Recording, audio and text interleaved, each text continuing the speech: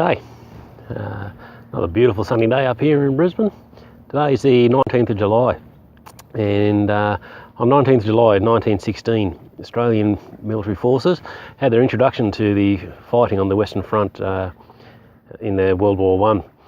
It went down as a complete disaster, the worst day in Australian military history. On this video I'm going to try something a little bit different. I'm going to try and put in a few animated maps, and we'll see how that goes. If it goes all right, we'll use it again in the future. If not, probably still use it again in the future, just try and do it better. So here it is, the story of the Battle of Fromelles, 19th of July 1916. The Battle of Fromelles was the first significant battle fought by Australian troops on the Western Front. It began 19 days after the Battle of the Somme began, on the 1st of July. The main purpose of the Fromelles was to draw German troops away from being redeployed to the Somme from other areas of the Western Front where less fighting was taking place. The British general in command of the battle was General Haking, who had his headquarters 185 kilometres from the front line, because the poor fellow has to keep safe. The British 61st Division was under the command of Major General Mackenzie, and the Australian 5th Division was under the command of Major General Mackay. As you can see from this photo of the Australian section of the front, this all took place in a surprisingly small area. The Sugarloaf salient, which is very important to the story, is just out of shot to the right. For 2 days prior to the battle, the Australian and British artillery conducted an intensifying barrage on the German positions, particularly at the two salients, the Sugarloaf and the Wick salient. The salient is basically a bulge in the front line, as you can see from the map. There are both advantages and disadvantages to occupying a salient. Obviously, if you're occupying the salient during normal conditions, you're going to cop it from all three sides. But as was shown at Fromelles, it allows you to fire laterally at attacking troops. At Fromelles, particularly from the Sugarloaf salient, the Germans had constructed concrete bunkers which housed a large number of machine guns. The aim of the barrage was to cut the barbed wire and demolish German defences right across the line of attack, but mainly to neutralise these bunkers. As we'll see, this didn't happen. Before the battle, Brigadier Harold Pompey Elliott had grave misgivings about the plan. He even convinced Major Howard from General Haig's staff to come and have a look around at the ground and to go through the plan. When asked his opinion, Howard stated that the battle would be a bloody holocaust. He returned to headquarters, but nothing more seems to have been done about halting the fight. On the day of the battle, 19th of July 1916, the barrage intensified from around 11 a.m, 7 hours later than planned due to poor visibility. At around 2 p.m, the German artillery began their response. At this point, most of the attacking forces were held back in the rear trenches to avoid suffering from the barrage, but casualties began to amount almost immediately.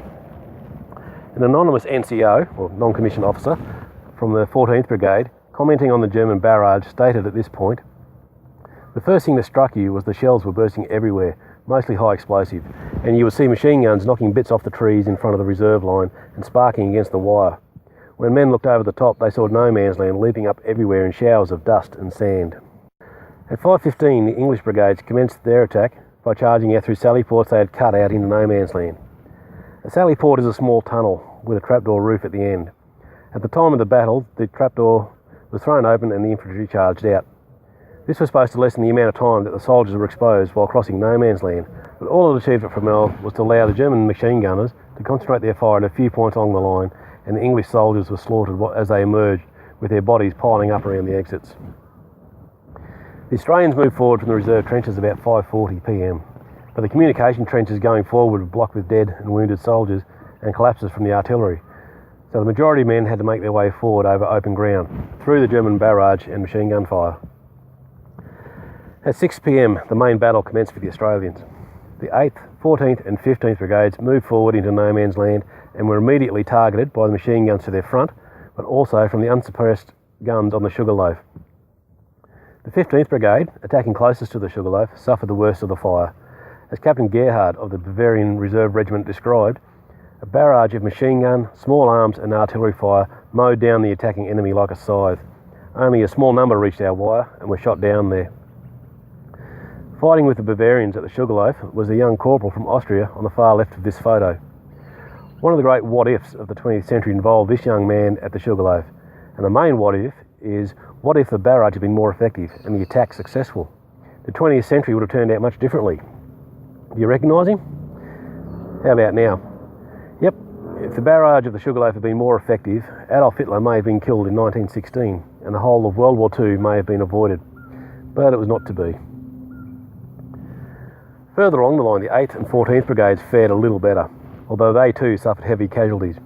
Private Walter Dowling said, "The air was thick with bullets, swishing in a flat lattice of death. The bullets skimmed low from knee to groin, riddling the tumbling bodies before they touched the ground. Still the line kept on. Wounded wriggled into shell holes or were hit again. Men were cut in two by streams of bullets, but still the line kept on. A section of signals went forward with the attacking forces, laying out telephone cables as they went, in an attempt to maintain communication throughout the attack. But none of them lasted very long, and they were shot down along with the infantry. From that point on, the only means of communications was runners. As the name implies, the runners were selected soldiers whose job was to run messages around the battlefield. The obvious drawback to this type of communication is that a battlefield is a dangerous place, and the message is only good if the runner gets the message to its destination in a timely fashion. In the confusion and chaos of battle, many messages arrived late, or not at all, because the carrier had been killed while carrying out his task. By 6:10, small sections of the German trenches were captured by the 8th and 14th Australian Brigades. The next stage of the attack was to search out and seize the German second line. The confusion reigned as there appeared to be no second line. What had shown as trenches on the maps and aerial photographs were nothing more than water-filled ditches in the vicinity of Delongre Farm, where German forces were gathering for a counterattack. This left the Australians exposed and in the open, and by 6:45 the attack had stalled across the entire front. At 7:20, Pompey Elliott sent a message back to headquarters stating that the attack was failing, and by 8 p.m. the Germans had reoccupied much of their original front line trench. Those troops around Delongre Farm were now cut off. Shortly after 8 o'clock, General Haking ordered another assault against the Sugarloaf, scheduled for an hour's time, to be undertaken by the British 184th Brigade and the Australian 15th Brigade. But 20 minutes later, after confirming that the bunkers on the Sugarloaf were still intact, the attack was postponed until daylight on the 20th. Unfortunately, although the cancellation reached Mackay, it arrived too late and wasn't able to be forwarded to Pompey Elliott in time. There's been much conjecture about this failure to communicate the postponement, some saying it was due to callous incompetence by Mackenzie, or maybe Mackay was trying to make a name for himself, but in all likelihood it was just probably one of those things that happens in a war. Maybe the runner got killed on the way. Anyway,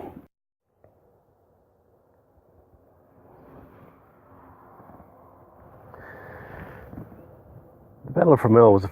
By 20 past midnight, all attacks had been stopped and the battle was an abject failure.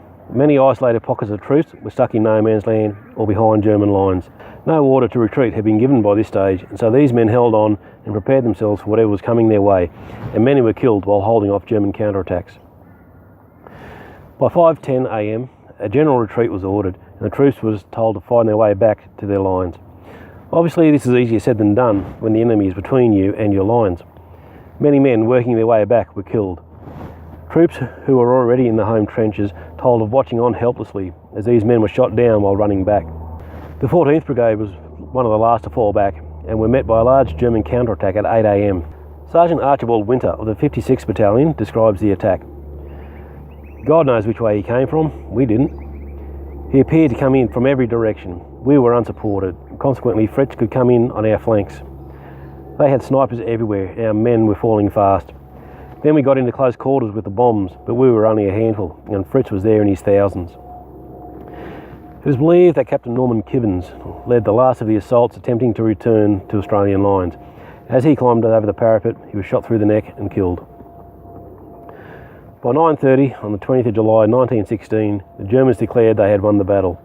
Over the course of just over 13 hours, 5,534 Australians have been killed, wounded or captured.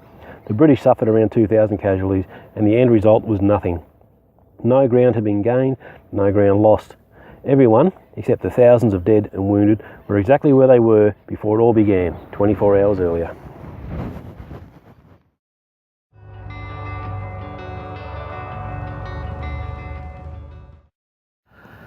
So there you go. Hope you enjoyed today's episode.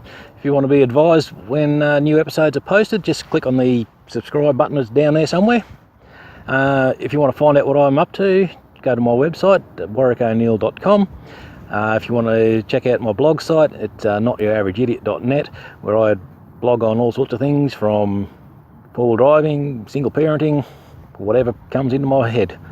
So I hope to hear from you soon, and cheers. See ya.